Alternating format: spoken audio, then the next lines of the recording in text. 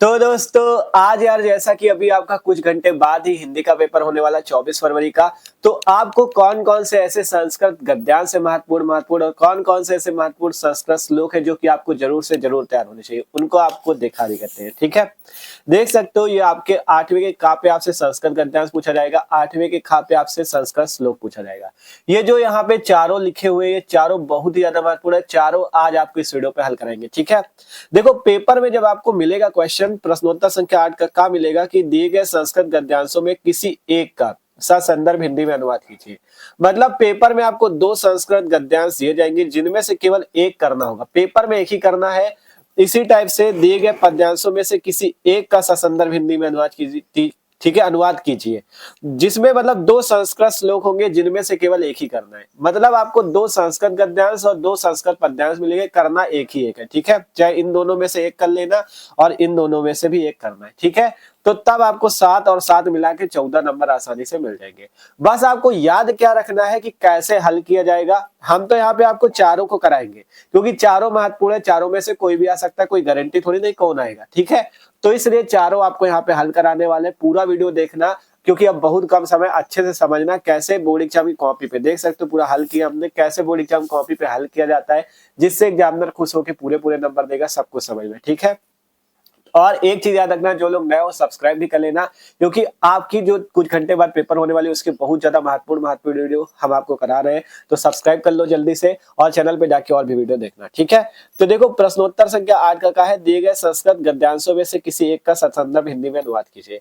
2 आपको दिए जाते हैं। ठीक है, 2 में से करना कितना है, केवल एक ही करना है। ठीक है, ठीक है, 2 में से करना कितना है, केवल आपको एक ही करना है। जैसे महामना विद्वान वक्ता धार्मिको नेता वाला है, पहले आप जैसे अगर इसको हल कर रहे हो तो एक बार क्या करो, इसको अच्छे से पढ़ लो 1-2 बार, जिससे आपको ये पता चल जाए ये किस पार्ट से लिया गया है। ठीक है, तो सबसे पहले इसको पढ़ते हैं। महामना विद्वान वक्ता धार्मिको नेता पटु पत्रकाराश्चासीत्। ठीक है, परमस्य सर्वोच्च गुण जन सेवयो आसीत्, यत्र कुत्रापि अयम जनानां दुखितान् पीड्यमानाश्च पश्यत्, तत्रैव सा शीघ्रमेव उपस्थितः सर्वविधम सहाम्यंच अग्रोतम प्राणी सेव अस्यम स्वभाव एवासीत। मतलब ये आपका एक संस्कृत गद्यांश, जब आप इसे पढ़ोगे तो आपको पता चल जाएगा किस पाठ से लिया गया, क्योंकि आपको संदर्भ लिखना होगा। संदर्भ के लिए पाठ का नाम चाहिए, तो यहाँ पे मिला मना महामना। महामना आप समझ जाओगे तुरंत, ये महामना मालवीय का है, तो तुरंत आपको पाठ का नाम पता चला तो आप इसका संदर्भ लिख सकते हो। लिखना कैसे वो समझाते हैं आपको। देखो सबसे पहले यहाँ पे आपको प्रश्नोत्तर संख्या 8 का हेडिंग लगा देनी है। संकेत में लिखना है, संकेत जरूर डालना। संकेत में क्या लिखना है, जैसे देखो संकेत लिखने से ये होता है एग्जामिनर को ये पता चल जाएगा आपने ये गद्यांश हल किया कि ये करना तो एक ही है, लेकिन एग्जामिनर को कैसे पता चलेगा, जब आप संकेत लिखोगे। संकेत कैसे लिखना है, जैसे अगर ये वाला हल कर रहे हो तो इसका 1-2 शब्द, जैसे महामना विद्वान, फिर बीच में डैश डैश कर दो, लास्ट का स्वभाव एवं सीत। ठीक है, इस टाइप से संकेत डाला गया, महामना विद्वान डैश डैश करके लास्ट का स्वभाव एवं सीत। अब इसके बाद पहले संदर्भ लिखना है, फिर अनुवाद लिखना है, तब 7 नंबर मिलेंगे। संदर्भ देखो लिखा गया, प्रस्तुत संस्कृत गद्यखंड या प्रस्तुत गद्यखंड हमारी पाठ्य पुस्तक संस्कृत दिग्दर्शिका के महामना मालवीय नामक पाठ से उद्गृत है या महामना मालवीय पाठ से लिया गया है। ठीक है, तो इस टाइप से संदर्भ लिख देना है। ठीक है, अब इसके बाद अनुवाद समझो, है महामना विद्वान वक्ता धार्मिको नेता पटु पत्रकाराश्चासीत्। ठीक है, ठीक है, सिंपल यहाँ से अनुवाद लिखने के लिए आपको इसका अर्थ निकालना पड़ेगा। जैसे कहा गया महामना विद्वान वक्ता धार्मिको नेता पटु पत्रकाराश्चासीत्, मतलब महामना मालवीय जो थे, महामना मदन मोहन मालवीय पूरा नाम है, महामना मदन मोहन मालवीय जो थे एक प्रकार के विद्वान वक्ता थे, धार्मिक नेता थे और एक कुशल पत्रकार भी थे। ठीक है, परमस्य सर्वोच्च गुण जन सेवावासित, लेकिन उनका जो सबसे अच्छा सर्वोच्च गुण था वो जन की सेवा करना, लोगों की सेवा करना था। ठीक है, मतलब महामना जो मदन मोहन मालवीय थे वो विद्वान वक्ता, धार्मिक नेता और पत्रकार थे, लेकिन उनका जो सर्वोच्च गुण था, सबसे अच्छा गुण था, वो लोगों की सेवा करना था। यत्र कुत्रापि अयम जनानां दुखितान् पीड्यमानाश्च तत्रैव सा शीघ्रमेव उपस्थिता सर्वविधम सहाम्यंच अकरोत। मतलब कि कहा गया यदि वो कहीं पर भी लोगों को दुखित देखते थे, पीड़ा में देखते थे, तो शीघ्र वहां पे पहुंचकर, शीघ्र वहां पे उपस्थित होकर सभी विधियों से उसकी सहायता करते थे। मतलब ये कहीं भी किसी को पीड़ित देखते थे, दुखी देखते थे, तो वहां पे वे पहुंच के मतलब शीघ्र ही वहां पे उपस्थित होकर सभी विधियों से उसकी सहायता करते थे। प्राणी सेवम अस्य स्वभाव आसीत, मतलब कि प्राणी की सेवा करना, लोगों की सेवा करना इनका स्वभाव था। ठीक है, तो यहाँ पे अनुवाद इसी टाइप से किया गया है कि महामना मदन मोहन मालवीय एक विद्वान वक्ता अर्थात भाषणकर्ता, धार्मिक नेता एवं कुशल पत्रकार थे, किंतु इनका सर्वोच्च गुण जनसेवा ही था। जहां कहीं भी ये लोगों को दुखित एवं पीड़ित देखते थे, वहां शीघ्र ही उपस्थित होकर सब प्रकार की सहायता करते थे। प्राणियों अर्थात लोगों की सेवा करना ही इनका स्वभाव था। इस टाइप से आपको लिख देना है।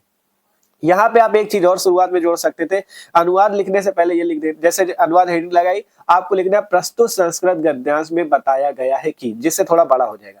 क्या लिखना है? प्रस्तुत संस्कृत गद्यांश में बताया गया है कि। आगे से लिखो महामना मदन मोहन मालवीय, मतलब थोड़ा सा जगह भर जाएगी।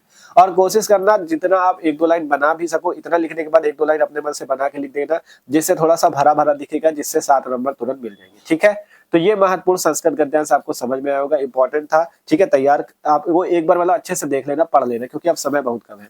अगला है अथवा वाला, भी आपको बता देते, करना एक ही पेपर में, दोनों ना कर देना। ठीक है, एक ही करना है। जैसे अगला है हंसराज तदैव परिसमध्य आत्मनः भागिने पाप हंस पोतकाय दुहितम रक्षत मयूरो हंस पोतिकाय लज्जिता तस्मात् स्थानात् पलायितः हंसराजो अपि हष्ट मनीषा स्वगृहम अगच्छत। मतलब ये हंसराज की बात हो रही है, तो मतलब आप तुरंत समझ जाओगे हंसराज की है, मयूर की है बात, तो ये तुरंत आपको पता चलना चाहिए जातक कथा वाले का है। किसका? जातक कथा का। पाठ का नाम पता चला। अब इसको हल करते, देखो आपको बताते इसको आपको कैसे लिखना था। ठीक है, तो ये देख सकते हो, यहाँ से सबसे पहले प्रश्नोत्तर संख्या 8 का हेडिंग पड़ेगी। संकेत आपको डाल देना उसी टाइप से जैसे उसमें डाला गया था। ये जैसे यहाँ का हंसराज तदैव की लास्ट का ये। ठीक है, तो यहाँ से डाला गया हंसराज तदैव डैश डैश करके अगच्छत। ठीक है, संदर्भ लिखा गया प्रस्तुत संस्कृत गद्यखंड या प्रस्तुत गद्यखंड हमारी पाठ्य पुस्तक संस्कृत दिग्दर्शिका के जातक कथा पाठ के नृत्य जातकम नामक शीर्षक से उद्गृत है या लिया गया है। कहा गया प्रस्तुत संस्कृत गद्यखंड हमारी पाठ्य पुस्तिका संस्कृत दिग्दर्शिका के जातक कथा पाठ के नृत्य जातकम। ठीक है, आपको पता है ना उसमें बहुत सारे हैं, नृत्य जातकम, उलूक जातकम, ये सभी है ना, तो पाठ के नृत्य जातकम नामक शीर्षक से लिया गया है या नामक शीर्षक से उद्गृत है। अब इसका आपको अनुवाद करना है। अनुवाद कैसे करना है वो समझो। आपका देखो हंसराज तदैव परिसमध्य आत्मना भागिने पाप हंसपोतकाय दुहिता रक्षत। ठीक है, मतलब कहा गया देखो हंसराज ने उसी पैसा सभा में उपस्थित अपने भांजे हंस कुमार को अपनी पुत्री दे दी। मतलब कहा गया हंसराज जो थे, हंसराज की मतलब क्या थी, हंसराज की सभा चल रही थी। हंस जो थे राजा थे पक्षियों के। ठीक है, तो उनकी एक सभा चल रही थी। परिसमध्य मतलब पूरी सभा के सामने उन्होंने क्या किया, अपने भांजे जो हंस पोतकाय था, अपने मतलब हंसों के राजा थे, जिनकी पूरी सभा बैठी हुई थी, मतलब उनका पूरा राज सिंहासन था, पूरे राज्य के लोग थे, उनके सामने पूरी सभा के सामने उन्होंने अपने भागिने अर्थात अपने भांजे हंस पोतकाय को अपनी दुहित रक्षत अर्थात अपनी पुत्री दे दी, मतलब अपनी पुत्री के साथ उसका विवाह कर दिया। तो यहाँ पे वही लिखा है कि हंसराज ने उसी पैसा उसी सभा में उपस्थित अपने भांजे हंस कुमार को अपनी पुत्री दे दी, अर्थात उसके साथ उसका विवाह कर दिया। ठीक है, मयूरो हंसपोतिकाय लज्जिता, मयूर जो था वो हंसपोतिकाय के सामने लज्जित था। जो कहा गया मोर हंसराज की पुत्री को ना पाकर लजाया हुआ था, क्योंकि वो चाहता था उससे शादी कर दे, लेकिन मोर हंसराज की पुत्री को ना पाकर लजाया हुआ था, लज्जित था, अर्थात लज्जित होकर उस सभा को छोड़कर भाग गया था। ठीक है, कहा गया ना आगे कि यहाँ पे ये था कि तस्मात् स्थानात् पलायिता हंसराजो अपि राष्ट्रमानसीय स्वग्राम अगच्छत, मतलब तभी वो स्थान छोड़ के चला जाता, पलायित हो जाता है। ठीक है, तो वही कहा गया अर्थात लज्जित होकर उस सभा को छोड़कर भाग गया। कहा गया ना पलायित हो जाता है, पलायिता मतलब पलायन कर जाता है, लज्जित होकर चला जाता है। ठीक है, तो इस टाइप से अनुवाद लिखना है। देखो आपको करना क्या है, ये जरूरी नहीं कि इतना जितना हमने लिख दिया इतना ही लिख के आओगे, इतने में 7 नंबर मिलेंगे क्या? आपको 2 नंबर संदर्भ के तो मिल जाएंगे, लेकिन 5 इसके नहीं मिलेंगे। इसमें आपको 1-2 लाइन बना के लिखना पड़ेगा। लिखना अर्थात यहाँ पे बताया गया है कि हंसराज जो है इस सभा में अपनी पुत्री का विवाह हंस पोतकाय अपने भांजे हंस पोतकाय के साथ कर रहा है। इस टाइप से बना के लिखना है। मतलब मयूर जो मोर था वो भी चाहता था कि मेरा विवाह इसकी हंस की पुत्री के साथ हो जाए, लेकिन उससे नहीं हो पाया, जिससे वो लज्जित होकर अपनी सभा को छोड़कर चला जाता है। तब जो हंसराज थे उन्होंने विवाह कर दिया उसके साथ, किसके साथ? हंस पोतकाय के साथ। इस टाइप से बना के लिखोगे तब पूरे नंबर मिलेंगे। तो ये थे महत्वपूर्ण संस्कृत गद्यांश। अब बताते महत्वपूर्ण संस्कृत श्लोक। ठीक है, खा नंबर है दिए गए पद्यांशों में से किसी एक का ससंदर्भ हिंदी में अनुवाद कीजिए, 7 नंबर मिलेंगे।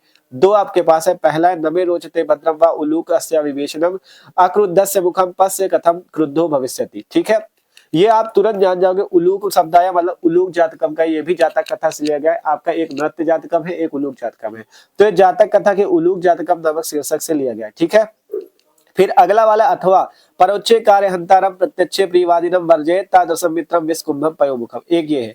ये दोनों महत्वपूर्ण है। ये वाला तो आप उल्लूक जातकम से पहचान गए, नीचे वाला जब ना पहचान पाओ तो एक चीज जान लेना, ज्यादातर जितने आपके श्लोक हैं वो आपके सभी श्लोक ज्यादातर सुभाषित रत्नानी से है, और ये सुभाषित रत्नानी का ही श्लोक है, तो पाठ का नाम है सुभाषित रत्नानी। और आपका एक महामना मालवीय वाले में भी है, लेकिन ये वाला आपका जो है ये सुभाषित रत्नानी का है, ये उल्लूक जातकम का है, क्योंकि इसमें उल्लूक शब्द आ गया, आप तुरंत जाओगे उल्लू आ गया, मतलब ये उल्लूक जातकम का है। ठीक है, अब यहाँ से हम लोग इनके आपके अर्थ समझ लेते हैं, इनका संदर्भ समझ लेते हैं। ठीक है, तो देखो कॉपी पे हमने हल किया था, ये पहला ये रहा, नमे रोचते भद्रम उल्लूकस्य विवेचनम। ठीक है, तो इसका प्रश्नोत्तर संख्या 8 का खा हेडिंग पड़ेगी। संकेत में आप चाहो तो पूरा श्लोक भी लिख सकते हो, क्योंकि छोटा सा ही होता है, 2 लाइन कर लिखते हो, या आप चाहो तो शुरुआत का नमे रोचते लिख दो, डैश डैश करके लास्ट का क्रुद्धो भविष्यति लिख दो, इस टाइप से।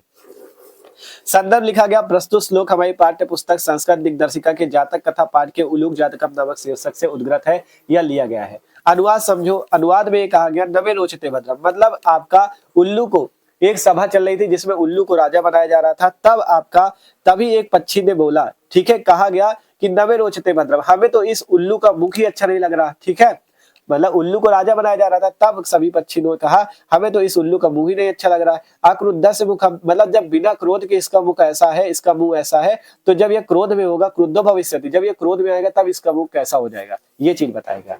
तो अनुवाद है, देखो, प्राचीन काल के प्रथम कल्प में मनुष्यों में भी राजा बनाया और पशुओं ने भी, इसी कारण से पक्षियों ने भी सभा बुलाई और उल्लू को राजा बनाए जाने के प्रस्ताव में एक पक्षी कहता है। देखो सिंपल सा है, ये उल्लूक जातकम में यही बताया गया था कि पहले आपको पता है पहले मनुष्यों में राजा बनाया जाता था, पशुओं में शेर को राजा बनाया गया, अब पक्षी सोच रहे थे हम भी राजा बनाएंगे, तो इसलिए उन्होंने उल्लू का नाम रखा, भैया उल्लू को राजा बना दो। ठीक है, तभी उल्लू को राजा बनाए जाने के प्रस्ताव में एक पक्षी कहता है कि तुम लोगों को, मुझे इस उल्लू को राजा बनाना ठीक नहीं लगता, क्योंकि इस उल्लू का मुख तो देखो, जब बिना क्रोध के ही इसका मुख ऐसा है, तो क्रोध के आने पर इसका मुख कैसा है, कैसा विकृत हो जाएगा, कैसा बेकार हो जाएगा, ये चीज उसने बताया। तो ये अनुवाद है, ये संदर्भ है, आसानी से समझ के आप इसका अर्थ लिख सकते हो। अच्छा श्लोक था। ठीक है, ये वाला नवे रोचते भद्रम वाला।